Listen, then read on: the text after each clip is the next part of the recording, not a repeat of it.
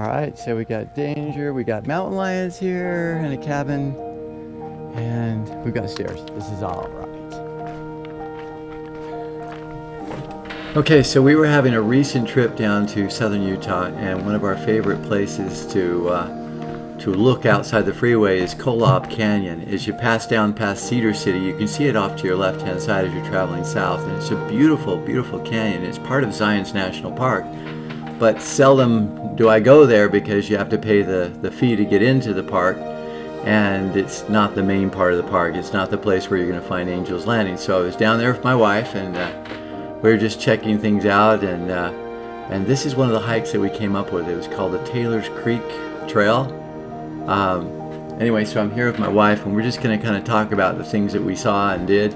This is kind of one of those hikes where you go and my thought is that we're thinking, this would be a great hike for the grandchildren.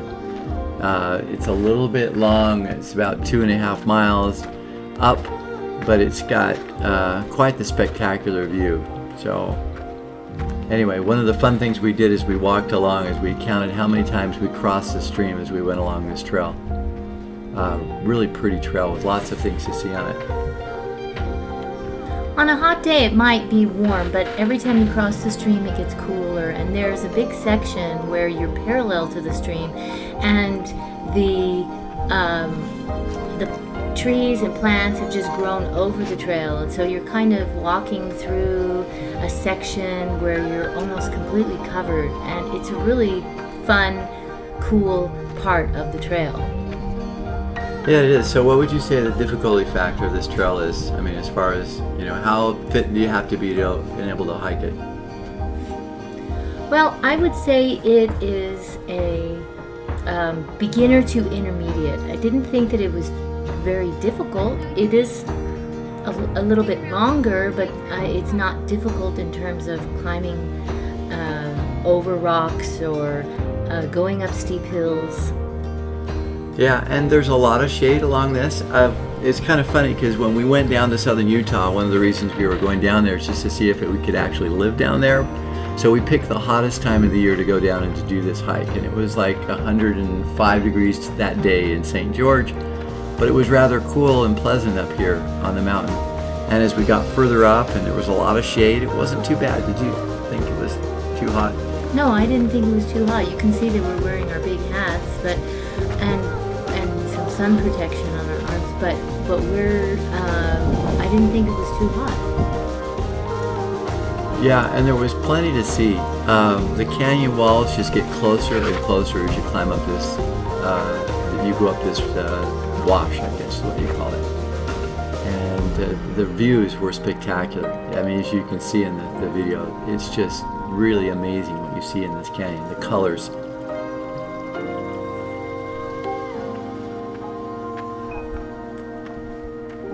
I guess it should be noted we didn't see any snakes. We seem fairly safe. And there are some historical things in the canyon. There's a couple of cabins, which is kind of fun to go and you browse through. You don't get to go inside, so I didn't mean to say through, but to look inside.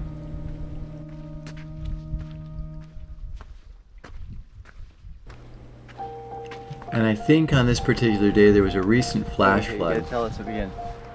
Well, see these little creatures in the water here?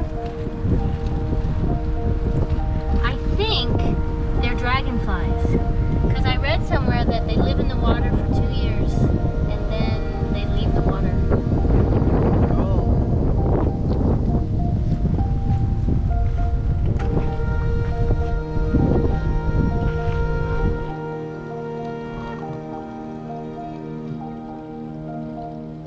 One thing I really liked about this canyon was that it had a destination at the end. I mean, the hike ended.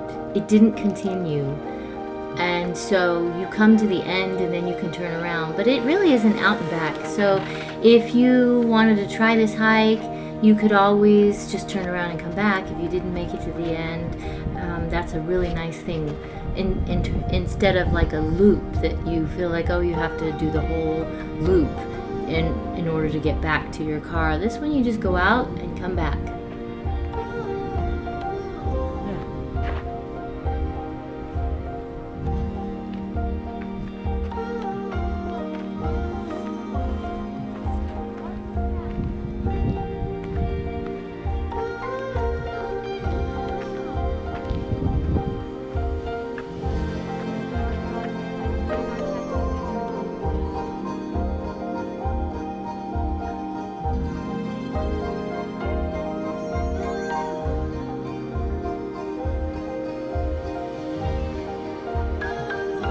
Yeah, I don't remember what these people were doing that lived up in this canyon. Do you? It wasn't mining. It was it cattle or grazing or something? But I don't remember it telling us. I still am not sure why they built cabins up there.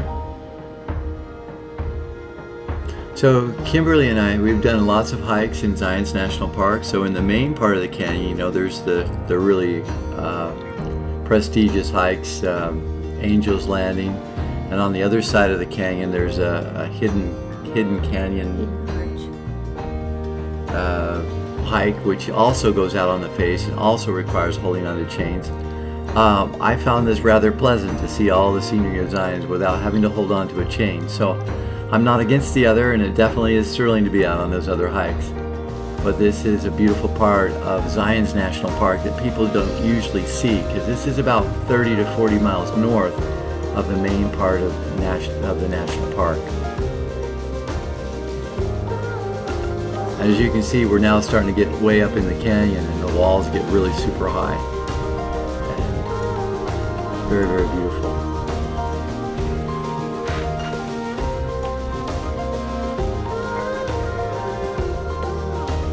We saw some beautiful birds in this canyon as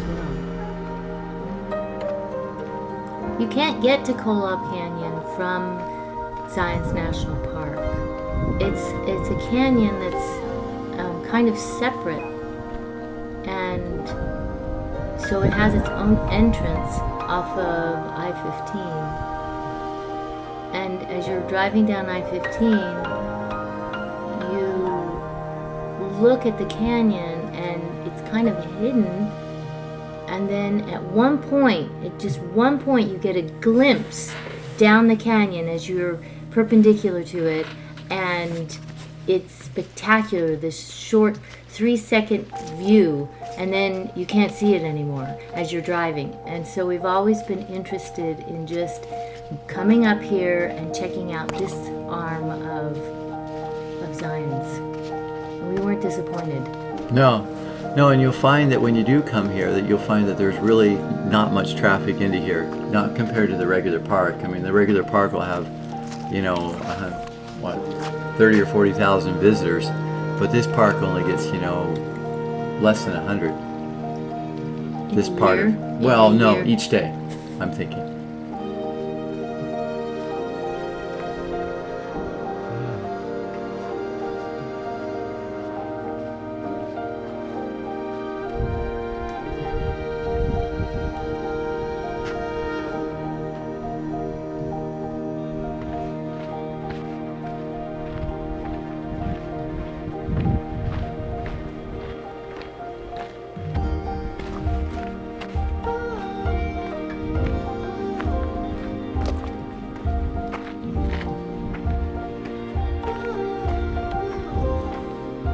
So I would recommend that if you do this hike that you take, each of you take a water bottle.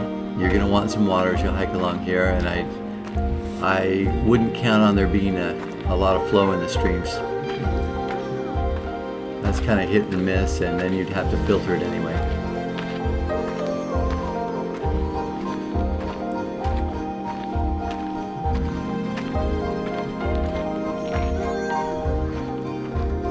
So this place that you actually hike into is called the alcove. It's just sheer vertical walls of just the brightest orange color that you can ever imagine. I don't know if this gives it justice. You'll have to just kind of go see it yourself.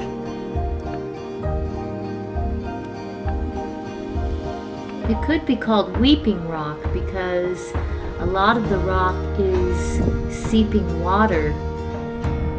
That helps with the erosion, but it's also a spectacular view and it's Super so green, isn't it? Green and cool because of the water. It's like an alcove that if you were underneath all this rock, you could stay out of a rainstorm. It is just spectacular, and there's actually water dripping down off from the top and the outside.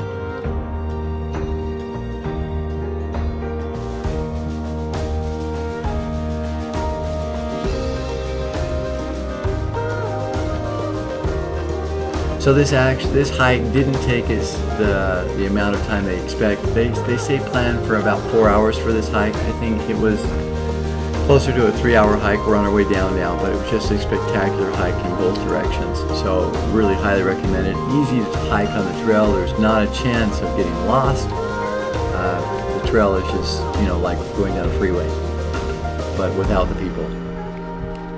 So I hope you enjoyed this hike. We certainly did.